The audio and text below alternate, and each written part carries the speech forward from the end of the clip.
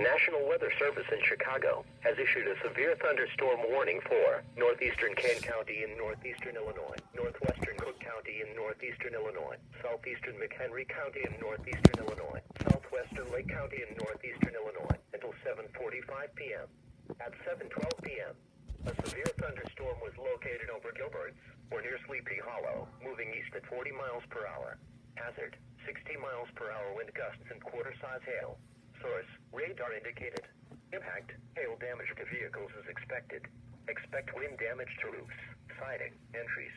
Locations impacted include Elgin, Arlington Heights, Schaumburg, Palatine, Mount to Prospect, Hoffman Estates, Buffalo Grove, Carpentersville, Wheeling, Algonquin, Rolling Meadows, Lake Fork, Barrington, Long Grove, Sleepy Hollow, East Dundee, Lake in the Hills, Huntley, Prospect Heights, and Hawthorne Woods, including the following Interstate 90 between mile markers 22 and 23, and between mile markers 25 and 33.